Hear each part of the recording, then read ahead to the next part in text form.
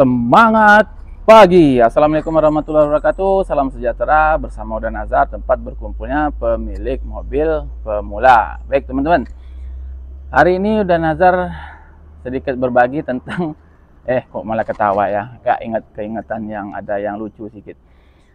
Jadi ini real ya sebenarnya Uda Nazar selama ini ceritanya real gitu. Kalau ceritanya ngawur Uda Nazar nggak bakalan ngomong gitu kan. Ada yang minta tips. Uda Nazar kira-kira kan banyak tuh sekian macam orang kasih tips bagi pemula untuk memiliki mobil, itu tipsnya apa saja gitu kan.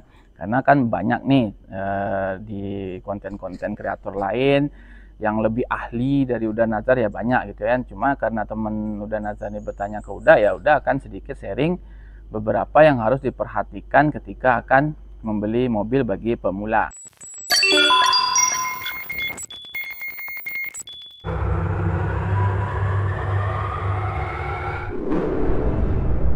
Baik teman-teman, sebagai pemula ya, Uda Nazar paham sendiri itu ketika akan membeli mobil, ya Uda Nazar akan berasumsi bahwa yang beli mobil ini memang benar-benar pemula gitu. Jadi nggak tahu tentang mobil, nggak tahu dengan otomotif dan segala macamnya. Nah jadi ada kalau Uda Nazar sendiri itu ada beberapa tips ya yang mungkin bisa teman-teman jadikan referensi selain dari tips-tips yang telah diberikan di video-video YouTube dengan kreator-kreator lain yang lebih ahli gitu ya. Nah ingat ya, ini berdasarkan Uda Nazar sendiri ya, boleh teman-teman ikuti, boleh tidak, boleh teman-teman jadikan referensi ya, boleh tidak juga. Yang pertama itu tentunya itu teman-teman, tips yang pertama itu adalah teman-teman sudah memiliki budget. Nah ini penting, ini nanti teman-teman mau beli mobil budgetnya nggak ada itu. Nah kalau ditanya Uda Nazar kira-kira berapa sih budget ya yang enaknya untuk beli mobil di zaman sekarang itu, atau di tahun 2024 tepatnya sekarang tanggal 2 Maret ya. Nah itu berapa sih duitnya? Nah itu sebenarnya Uda Nazar sudah pernah ya di video sebelumnya itu 100 juta itu dapat mobil apa sih gitu kan. Nah jadi kalau menurut Uda Nazar, jika teman-teman itu ingin membelinya cash ya, Uda Nazar berasumsi itu teman-teman lebih baik belinya cash ya. 100 juta untuk membeli mobil second itu sudah cukup ya, sudah bisa lah istilahnya itu.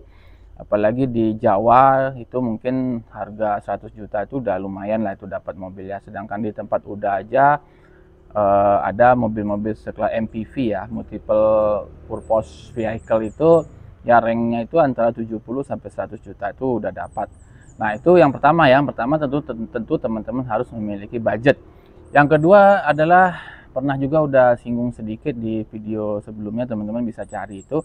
Yang kedua adalah teman-teman harus menentukan dulu kebutuhan teman-teman itu apa. Nah teman-teman beli mobil itu untuk apa? Apakah sekedar untuk jalan-jalan, atau sekedar untuk nganter anak ke sekolah, atau sekedar untuk keluarga, atau sekedar untuk usaha, atau semuanya. Nah karena apa? Karena ketika teman-teman belum menentukan kegunaan mobil itu, teman-teman nanti akan bingung sendiri, bagusnya mobil apa.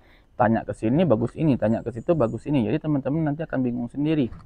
Nah jadi teman-teman harus menentukan dulu.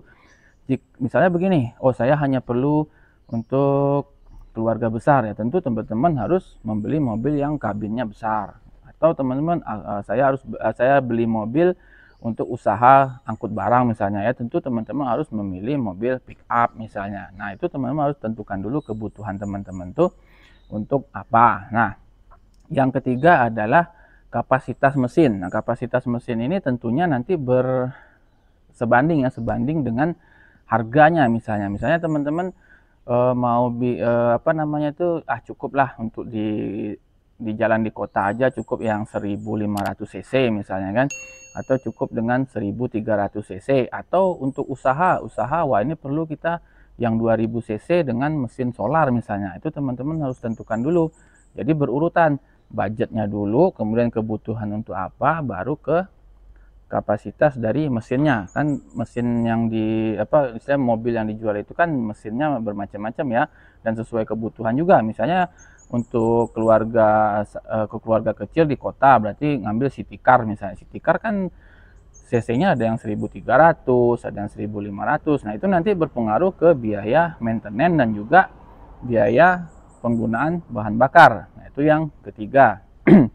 Yang keempat adalah teman-teman tentukan dulu nih fiturnya. Fiturnya itu maksudnya teman-teman tuh inginnya yang nyaman, yang AC-nya dingin, yang kursinya mungkin kursinya agak mewah, atau yang kursinya kursi biasa, ataupun fitur-fitur lainnya yang ada di dalam mobil itu sendiri. Nah, utamakan untuk fitur ini yang paling udah Nazar tekankan adalah fitur dari keselamatan mengendaranya ya. Fiturnya keselamatan mengendaranya itu misalnya dari sistem pengereman, kemudian dari perlengkapan keselamatan berkendara, misalnya safety belt-nya masih berfungsi apa tidak, sistem pengeremannya masih berfungsi atau tidak. Nah, itu salah satu fitur-fitur ya. Yang keberapa tadi tuh? Yang keempat ya. Kemudian yang kelima itu adalah ketersediaan spare part ya. Nah, ini teman-teman harus tahu juga nih, kira-kira di lingkungan teman-teman itu ketersediaan spare partnya seperti apa gitu. Nah, bagi teman-teman yang mungkin tinggal di kota-kota besar, misalnya di ibu kota provinsi atau ibu kota negara, ya itu nggak masalah, mau mobil apapun otomatis sudah banyak ya spare part yang dijual, mau baik itu mobil tua ataupun mobil muda, itu spare partnya tentunya banyak ya teman-teman ya. Sorry kepotong sedikit, ada yang jatuh tadi. Oke, baik teman-teman, tadi udah sampai mana ya? Sudah kelima ya. Ntar udah ulang lagi biar kita nggak lupa ya. Yang pertama adalah tentukan budget, kedua tentukan kebutuhan, ketiga tentukan kapasitas mesinnya, keempat adalah fiturnya, kelima adalah ketersediaan spare part. Nah, yang keenam, yang terakhir ya, yang keenam ini adalah teman-teman harus tentukan dulu jenis dari transmisinya. Nah, apakah teman-teman itu memilih transmisi yang manual ataupun transmisi yang otomatis. Nah, kalau untuk transmisi ini kan istilahnya tuh tergantung kenyamanan dari diri teman-teman sendiri ya, apakah enaknya bawa transmisi manual, apakah transmisi otomatis. Nah, tapi teman-teman harus mencari dulu referensi bagaimana perawatan transmisi, kedua jenis transmisi ini ya, baik transmisi manual ataupun transmisi otomatis itu. Nah, kira-kira untuk perawatannya tuh teman-teman mana yang lebih nyaman gitu ya. Termasuk perawatan itu termasuk dalam servis berkalanya, kemudian apa saja kerusakan yang pernah terjadi, kemudian biaya dari kalau misalnya terjadi kerusakan itu kira-kira biayanya berapa antara transmisi manual dengan transmisi otomatis. Nah, itu teman-teman harus cari dulu referensinya nih.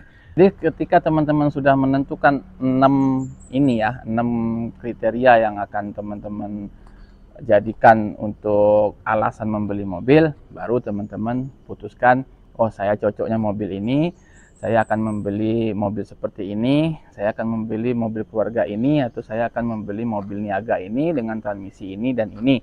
Nah, sekali lagi udah Nazar ingatkan, mobil adalah investasi yang menurun. Jadi teman-teman harus benar-benar membuat suatu keputusan apakah saya perlu membeli mobil. Terima kasih sudah menonton, semoga bermanfaat. Kita berjumpa lagi. Assalamualaikum warahmatullahi wabarakatuh. Salam sejahtera, semangat pagi.